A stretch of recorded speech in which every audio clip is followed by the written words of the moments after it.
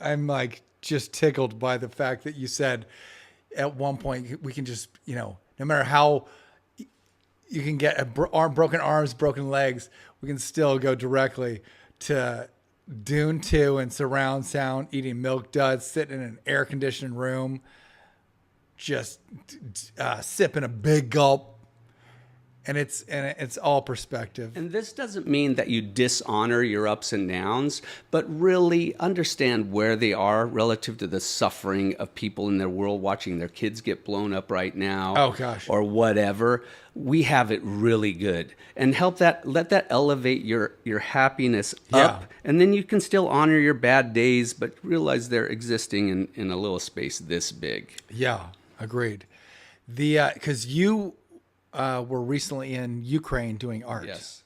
How was 6 months ago? It was in June. So Okay, a few in months June. ago, I had to come back for family matters, but That's before they started kicking ass.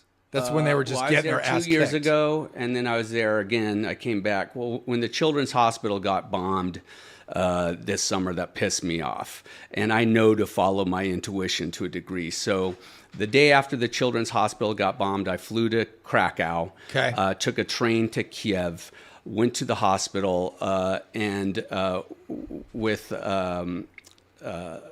colleague of mine from Ukraine who's an Yeah. artist. We worked with the kids who have cancer. We did art therapy with the little kids who have cancer who survived the bombing. And Whoa. I met them in a bunker during 2 Russian missiles overhead. And they could still laugh and have life and love. And they were a big lesson to me because, hey, I mean, this is a 6-year-old with cancer that just had his hospital get Sure. bombed.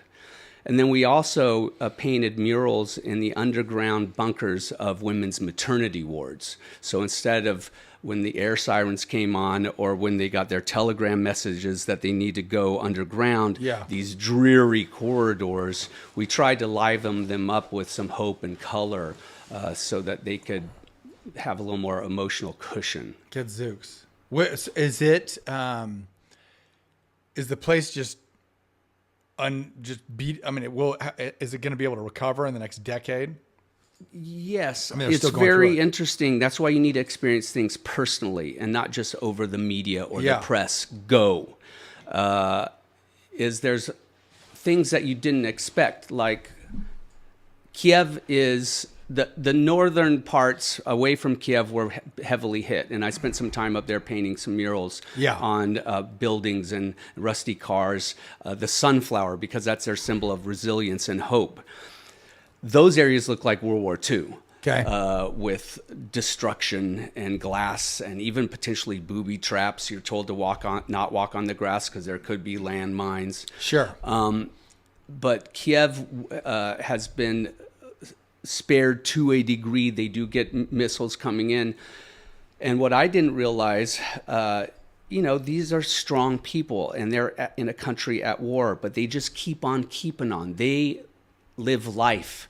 So yes, are there air raids where you have to go underground and the streets are cleared? Yeah. But when they come up, they're at the cafes smiling and they're like at the beach. So they're living life despite the war. And Wow. I think that's a smart way to live despite your problems. And this is a very specific and extreme problem. Sure. Like despite your problems, I'm inspired by them to laugh and love and live anyway, you know?